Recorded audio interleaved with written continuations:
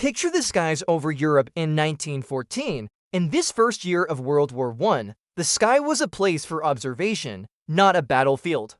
Pilots in their fragile wood and fabric machines would often salute each other as they passed. The idea of shooting down another plane wasn't just dangerous, it was widely considered absurd. But just 1 year later, those same skies had become a brutal arena where young men were locked in deadly one-on-one duels. The dogfight was born, so what was the single, secret German invention that made this terrifying transformation happen? When the Great War began, the airplane was a novelty used for reconnaissance, a way to peek over the trenches. Combat, if it happened, was clumsy. Pilots took pot shots with service revolvers or even threw bricks, hoping to foul an enemy's propeller. The real problem was the massive, spinning propeller at the front of the plane. A pilot's biggest enemy was his own airscrew. Any machine gun fired straight ahead would instantly shatter the wooden blades and destroy the aircraft. The Allies tried workarounds, like pusher planes with the engine in the back, but these were slow, heavy, and easy targets. Another idea involved mounting a gun on the top wing, forcing the pilot to stand up mid-flight to fire and reload.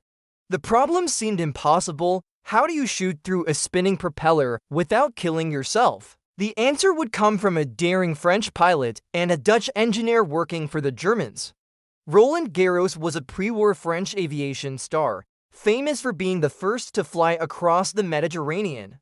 When the war started, he was determined to solve the propeller problem. His solution wasn't elegant, but it was brutally direct.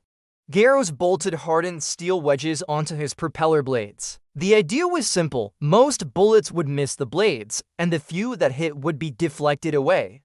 It was a brute force approach that put incredible stress on the engine, but it worked. On April 1, 1915, Garros took his modified plane into the sky and changed history, shooting down a German observation plane whose crew watched in confusion as bullets tore their aircraft apart. Over the next 2 weeks, he shot down more planes, becoming one of the first multi-victory pilots of the war. To the terrified German Air Corps, he was a menace. Then on April 18th, a single rifle bullet from the ground hit his fuel line, and Garros was forced to land his secret weapon intact behind enemy lines. He was captured before he could burn the plane, and the secret of the deflector plates was out. Germany handed the revolutionary, a flawed, technology to their best aviation mind, a Dutch engineer named Anthony Fokker.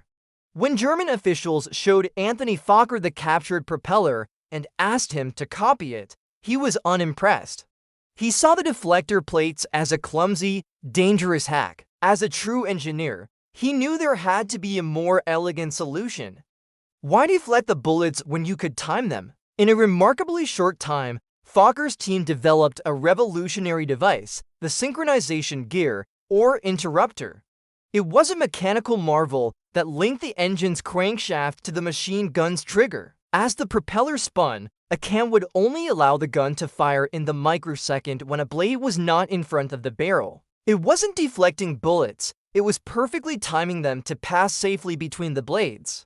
It was a far superior system, safer, more reliable, and it didn't hurt the plane's performance. Fokker installed his invention on his own monoplane design, the Fokker Eindecker, creating the world's first true fighter plane.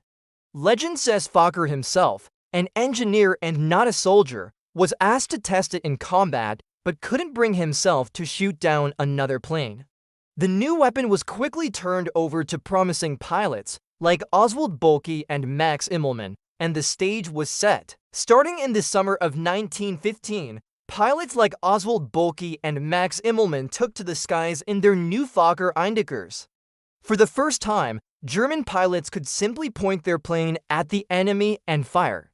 They began racking up victories, and what followed was a period of shocking German air superiority the British press dubbed the Fokker Scourge. From late 1915 to early 1916, Allied aircraft were shot down in terrifying numbers, with Allied pilots grimly calling themselves Fokker fodder. This new technology completely changed aerial combat.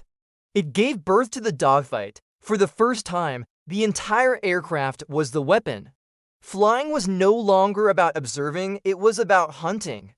This forced the development of new tactics. Max Immelmann perfected a maneuver where he would dive, fire, and then loop back up into an attack position and move, forever known as the Immelmann turn. The lone wolf fighter ace, a figure that would dominate air combat lore, was born in the cockpit of a Fokker Eindecker. The synchronization gear was a game changer, but it was just one of many incredible technological leaps during the war. If you find the history of military technology and its impact fascinating, make sure to subscribe and follow us for more stories about the machines that changed the world. The Fokker Scourge was a brutal chapter, but it couldn't last forever.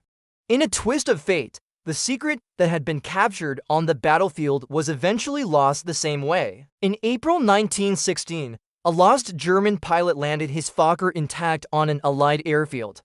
With access to the German design, Allied engineers quickly developed their own synchronization gears for new fighters like the French Nieuport 11. They also countered with pusher aircraft like the British DH-2, which didn't need a synchronizer. The playing field was leveled, but the game had changed forever. The airplane was no longer just a reconnaissance tool, it was a lethal weapon. Anthony Fokker's brilliant invention, inspired by a French daredevil's crude idea, gave birth to the fighter plane and created the dogfight, turning the skies of World War I into a terrifying and personal battlefield.